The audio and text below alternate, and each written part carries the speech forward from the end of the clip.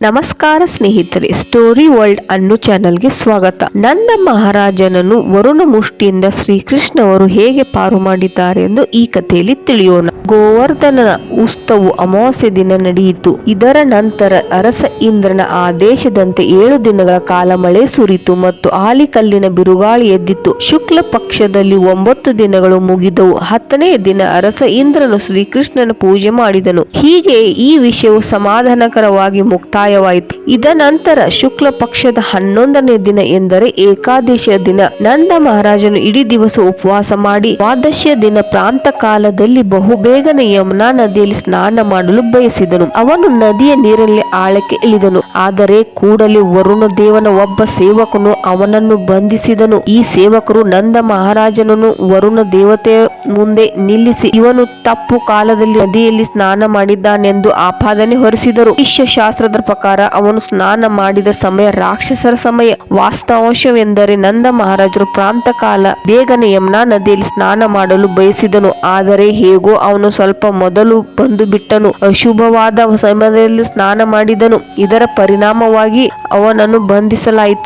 ನಂದ ಮಹಾರಾಜರನ್ನು ವರುಣ ಸೇವಕರು ಕರೆದುಕೊಂಡು ಹೋದಾಗ ಅವನ ಜೊತೆಗಾರರು ಕೃಷ್ಣ ಮತ್ತು ಬಲರಾಮರಿಗಾಗಿ ಗಟ್ಟಿಯಾಗಿ ಕೂಗಿಕೊಂಡರು. ನಂದ ಮಹಾರಾಜನು ವರುಣ ಕರೆದುಕೊಂಡು ಹೋಗುತ್ತಿದ್ದಾನೆ ಎಂದು ಕೃಷ್ಣ ಮತ್ತು ಬಲರಾಮಗೆ ಕೂಡಲೇ ಹೇಳಿದರು. ರಕ್ಷಣೆಯನ್ನು ಕೊಡಲು ಅವರು ಭರವಸೆ ನೀಡಿದ್ದರಿಂದ ಅವರು ವರುಣ ನಿವಾಸ ಸ್ಥಾನಕ್ಕೆ ಹೋದರು. ಪ್ರಭುವಿನ ಪರಿಶುದ್ಧ ಮನಸ್ಸಿನ ಭಕ್ತರಾದ ಬೃಂದಾವನದ ನಿವಾಸಿಗಳು ದೇವತಾ ಪರಮ ಪುರುಷನಲ್ಲದೆ ಬೇರೆ ಯಾವ ರಕ್ಷಕನು ಇಲ್ಲವೆಂಬ ತಮ್ಮ ತಂದೆ ತಾಯಿಯರ ರಕ್ಷಣೆ ಇಲ್ಲದೆ ಬೇರೆ ಯಾರನ್ನು ಅರಿಯದ ಮಕ್ಕಳಂತೆ ನೆರವಿಗಾಗಿ ಅವನ ಪ್ರಾರ್ಥನೆಯನ್ನು ಮಾಡಿದರು. ವರುಣ ದೇವತೆಯು ಶ್ರೀಕೃಷ್ಣನನ್ನು ಬಲರಾಮನನ್ನು ಬಹು ಗೌರವದಿಂದ ಬರಮಾಡಿಕೊಂಡರು. ಅವನ ಪ್ರೀತಿ, ಪ್ರಭುವೇ, ನಿನ್ನ ಸಾನ್ನಿಧ್ಯದಿಂದ ಈ ಕ್ಷಣದಲ್ಲಿ ನನಗೆ ಸೋಲಾಗಿದೆ. ನೀರಿನಲ್ಲಿರುವ ಎಲ್ಲ ಸಂಪತ್ತಿನ ಪ್ರಭುವು ನಾನೇ. ಆದರೂ ಇಂಥ ಐಶ್ವರ್ಯದಿಂದ ಬದುಕುವುದು ಸಾರ್ಥಕವಾಗುವುದಿಲ್ಲ. ನನಗೆ ಗೊತ್ತು, ಈ ಕ್ಷಣ ನಿನ್ನನ್ನು ನೋಡಿದಾಗ ನನ್ನ ಬದುಕು ಸಂಪೂರ್ಣವಾಗಿ ಸಾರ್ಥಕವಾಗಿದೆ. ಏಕೆಂದರೆ ನಿನ್ನನ್ನು ನೋಡಿದರಿಂದ ಇನ್ನು ಮುಂದೆ ನಾನು ಭೌತಿಕ ದೇಹವನ್ನು ಪಡೆಯಬೇಕಾಗಿಲ್ಲ. ಆದುದರಿಂದ ಪ್ರಭುವೇ, ದೇವತಾ ಪರಮ ಪುರುಷನೇ, ಪರಮ ಬ್ರಹ್ಮಣೆ ಮತ್ತು ಎಲ್ಲರದ ಪರಮಾತ್ಮನೇ, ನಿನಗೆ ನನ್ನ ಭಕ್ತಿ ಪೂರ್ವಕ ಪ್ರಣಾಮಗಳು. ನೀನು ಪರಮ ದಿವ್ಯ ಪುರುಷನು. ನಿನ್ನ ಮೇಲೆ ಭೌತಿಕ ಪ್ರಕೃತಿಯ ಪ್ರಭಾವವನ್ನು ಒತ್ತಾಯದಿಂದ ಹೇರುವುದು ಸಾಧ್ಯವಿಲ್ಲ. ಮೂರ್ಖತನದಿಂದ ನಾನು ಏನು ಮಾಡಬೇಕು ಏನು ಮಾಡಬಾರದೆಂದು ತಿಳಿಯದೆ ನಾನು ತಪ್ಪಾಗಿ ನಿನ್ನ ತಂದೆ ನಂದ ಮಹಾರಾಜನನ್ನು ಬಂಧಿಸಿದ್ದೇನೆ ಎಂದು ದುಃಖವಾಗುತ್ತದೆ. ನನ್ನ ಸೇವಕರು ಮಾಡಿದ ತಪ್ಪನ್ನು ಕ್ಷಮಿಸಬೇಕೆಂದು ಬೇಡುತ್ತೇನೆ. ನೀನೇ ಸ್ವಂತ ಇಲ್ಲಿಗೆ ಬಂದು ನಿನ್ನ ಕರುಣೆಯನ್ನು ತೋರಲು ನೀನು ಮಾಡಿದ ಯೋಜನೆ ಇದು ಎಂದು ನನಗೆ ಅನಿಸುತ್ತದೆ.